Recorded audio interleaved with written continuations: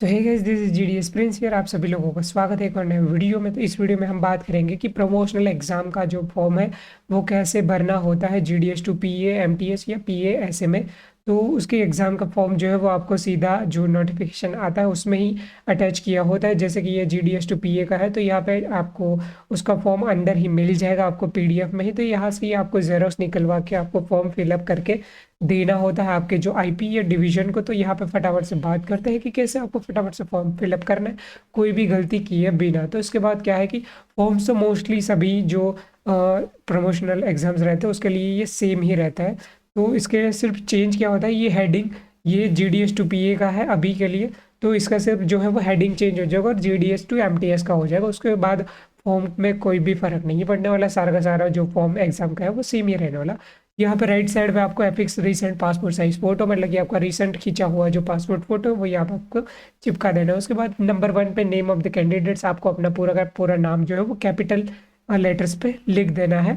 उसके बाद gender male या फीमेल है तो यहाँ पे मेल या फीमेल आपको फिल कर देना है। उसके बाद कैटेगरी बीपीएम, एबीपीएम या डाक सेवक, आप किस पद पे आप जो डी इंडिया पोस्ट में ज्वाइन हुए थे वो यहाँ पे आपको लिख देना है। उसके बाद डेट ऑफ बर्थ, आपको जो डेट ऑफ बर्थ आता है, मेरा एग्जांपल के तौर पे 15/8/1997 है तो मैं यहाँ पे 15/8/1997 लिखूंगा। यहाँ पे नीचे लगा है attach self attested matriculation certificate and marksheet. तो आपको क्या करना है, self attested school leaving certificate का जेरोक्स अटैच कर देना है इस फॉर्म के पीछे। और उसके बाद मार्कशीट 10th का जो आपका एग्ज़ाम का बोर्ड का मार्कशीट रहता है वो आपको सेल्फ अटेस्टेड, मतलब कि नीचे आपके अपना साइन करके सेल्फ अटेस्टेड करके इसके साथ जो है वो ज्वाइंट कर देना। और लास्ट में भी मैं आपको बताऊंगा कि कौन से इसके पीछे डॉक्यूमेंट्स अटैच करने रहते हैं। उसके बाद कम्युनिटी, कम्युनिटी आपका यूआर एस यूआर का कोई सर्टिफिकेट नहीं होता। एससी एसटी ओबीसी या ईडब्ल्यूएस में आपका जो कास्ट सर्टिफिकेट होगा तो वो आपको इसके पीछे जो है वो उसका जेरोक्स अटैच करना रहता है। और यहाँ पे आपको लिख देना है कि आप यूआर में ओपन में भरना चाहते हो तो आपको यूआर लिख देना है। एससी एसटी ओबीसी या ईडब्ल्यूएस पे लागू पड़ते हैं आपका कास्ट सर्टिफिकेट तो वही यहाँ पे आपको वो लिख देना है। उसके बाद whether belongs to person with benchmark disability, मतलब कि आपको कोई डिसेबिलिटी है तो यहाँ पे यस लिख देना और नहीं है तो नो लिख देना या एन ए नॉट एप्लीकेबल करके लिख देना है। अगर है तो उसका जो डॉक्यूमेंट आपको दिया गया होगा सर्टिफिकेट वगैरह तो वो आपको इसके पीछे अटैच कर देना है जेरोक्स विद सेल्फ अटेस्टेड। उसके बाद एजुकेशन क्वालिफिकेशन, तो यहाँ पे क्या क्या आपने एजुकेशन क्वालिफिकेशंस ले रखी है तो वो लगे यहाँ पे लिख देनी है। अगर आप एम टी एस पे के लिए दिए रहे हो तो आपको सिर्फ 10th लिख सकते हो यहाँ पे। बट अगर आप पीए का या ऐसे का एग्ज़ाम दे रहे हो तो मतलब कि आपको कंपलसरी 10th और 12th पास किया ही होना चाहिए। तो उसका भी दोनों का आपको जो है वो मार्कशीट जो है वो अटैच कर देना इसके पीछे। और भी अगर आपने कॉलेज किया है कुछ भी किया है तो उसका भी पीछे मार्कशीट, उसका 5th और 6th सेम का लास्ट सेम का एग्ज़ाम का मार्कशीट जो है वो आपको अटैच कर देना है। जैसे कि बीएड का हो गया, बीए का हो गया, बीएससी, एमएससी जो भी आपने किया है वो। और यहाँ पे लिखना क्या है, 10th उसके बाद 12th उसके बाद बीए बीएड एमएससी जो भी आपके हिसाब से आता है वो यहाँ पे आपको 2-3 लिख देने। उसके बाद ऑफिस वर्क प्रेजेंटली अटैच, मतलब कि आपका ज्वाइनिंग तो कहीं और हुआ था बट अभी आप कहीं और पे काम कर रहे हो, कोई और बीओ या एसओ में काम कर रहे हो तो वहाँ पे आपका उसका नाम लिख देना है। उसके बाद length of engagement rendered as on GDS, तो इसमें काफ़ी लोगों को दिक्कत होती है। तो ये इसका बहुत ही सिंपल है कि आपका 1/1/2023 पे जो है कितना एंगेजमेंट का लेंथ हो चुका है वो आपको कैलकुलेट करना है। तो इसके लिए आपको कुछ कैलकुलेशन करने की ज़रूरत नहीं, सिंपली आपको गूगल पे जाना है, एज कैलकुलेटर लिख देना है। सबसे पहली वेबसाइट आएगी उसको ओपन कर लेना है इस हिसाब से। उसके बाद क्या करना है, नीचे 1/1/2023 के दिन का जो है वो हमारा लेंथ ऑफ एंगेजमेंट निकालना है। तो मतलब कि ये क्या है कि बेसिकली 1/1/2023 को आपके 5 साल हो लेने चाहिए। उसका प्रूव करने के लिए ये जो है वो एज कैलकुलेशन होता है। तो आपका जो ज्वाइनिंग डेट होता है ना, date from which continuing in GDS engagement, तो वो यहाँ पे आपको लिखना है कि 12/6/2018। जैसे कि मैं 2018 में ज्वाइन हुआ था डिपार्टमेंट ऑफ पोस्ट में तो यहाँ पे मैं लिख दूंगा 12/6/2018। तो यहाँ पे क्या लिखना है, 1/1/2023 की डेट को आपके जो ज्वाइनिंग है डेट उससे तब से लेके 1/1/23 को आपका 5 साल कंप्लीट हुआ है या नहीं वो यहाँ पे चेक होगा। तो यहाँ पे कैसे निकाल लेना, यहाँ पे नीचे देखो एज द डेट ऑफ, मतलब कि ये वाली day as S G D S S on, मतलब कि एक एक नीचे सिलेक्ट कर लेना है जिस दिन का निकालना है वो। और उसके बाद डेट ऑफ बर्थ में आपका क्या सिलेक्ट कर लेना है, आपका डेट ऑफ ज्वाइनिंग, क्योंकि अभी ये वाला लिख रहा है इसलिए। तो आपका ये ज्वाइनिंग डेट है मेरा जैसे कि हो गया जून 12 2018। उसके बाद आपको क्या करना है, कैलकुलेट कर लेना है। तो देखो मेरे अभी 4 साल 6 महीने और 20 दिन हुए, मैं अभी पीए के लिए एग्ज़ाम के लिए जीडीएस के लिए एलिजिबल नहीं हूँ। अगले साल आई गेस मैं दे सकूंगा, या तो फिर जो है वो जून के बाद अगर एग्ज़ाम आता और उसमें एलिजिबिलिटी क्राइटेरिया जून के बाद कराता है तो मैं उसमें अप्लाई कर सकता हूँ। तो आपको जो है वो ये वाली जो यहाँ पे डेट आएगी 4 साल 6 महीने और 20 दिन, तो यहाँ पे आपको 04/06/20 यहाँ पे लिख देना है। तो यहाँ पे पहले ही जो नंबर लाइन है उस पर आपको जो है आपका आंसर मिल जाएगा। उसके बाद क्या है, सेम है एज एज ऑन 1/1/2023, मतलब कि आपकी 1/1/2023 पे जितनी एज होती है वो लिख देना है। तो यहाँ पे आपको क्या करना है, डेट ऑफ बर्थ सिलेक्ट कर लेना है अपना। तो जैसे कि मेरा डेट ऑफ बर्थ है 15 अगस्त 1997, तो मैं यहाँ पे लिख दूंगा 15 अगस्त 1997, और यहाँ पे जैसे ही कैलकुलेटर पे करूँगा मेरा एज भी आ जाएगा यहाँ पे।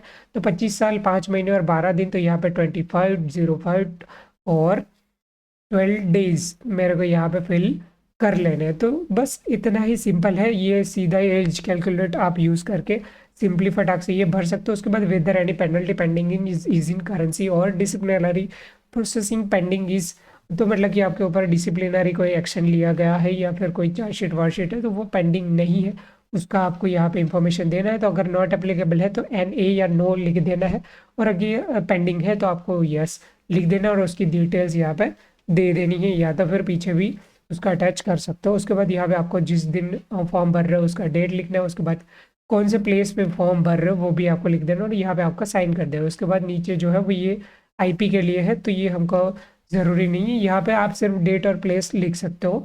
डिवीजन यूनिट या तो फिर यूनिट हेड, तो मतलब GDS और BBM के लिए तो आई गेस बाय फॉरवर्डिंग जो है वो IP के थ्रू ही होता है। वो काफ़ी डिविजन्स के थ्रू भी हो सकता है, तो आपको अपने डिवीजन के हिसाब से देख लेना है। उसके बाद नीचे देख लेना है my order preference for limited, तो यहाँ पे क्या करना है, आपको अपना नाम लिख देना, उसके बाद डेजिग्नेशन लिख देना GDS BPM या ABPM। उसके बाद पेरेंट डिवीजन मतलब कि आपका जो घर का जो डिवीजन होता है, मतलब कि जिस डिवीजन पे आपका घर है उस डिवीजन को पेरेंट डिवीजन बोलते हैं।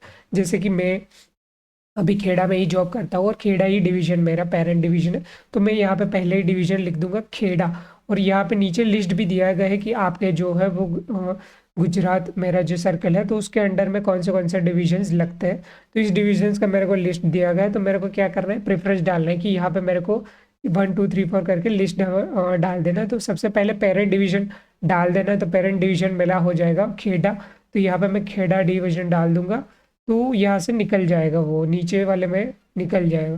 तो वो वैसे ही है, सिंपली आपको जो है वो सिलेक्ट करके डाल देना है। उसके बाद क्या करना है कि आपको नज़दीक पड़ते हैं, तो मतलब कि मान लो कि यहाँ पे खेड़ा डिवीजन पे नहीं मिला तो मेरे को और कौन से डिवीजन पे चाहिए, तो वो यहाँ पे नीचे आपको सिलेक्ट कर लेना है। तो सबसे पहले खेड़ा डिवीजन है, उसके बाद अहमदाबाद डिवीजन, बड़ौदा डिवीजन, आनंद डिवीजन, उसके बाद जो जो भी यहाँ पे डिवीजन है वो यहाँ पे नीचे लिस्ट दिया करो। ये फिलअप करने के करते वक्त आपको ये ध्यान रखना है कि काफ़ी डिविजन्स का क्या होता है कि अहमदाबाद है तो अहमदाबाद में GPO भी है, सिटी डिवीजन भी है।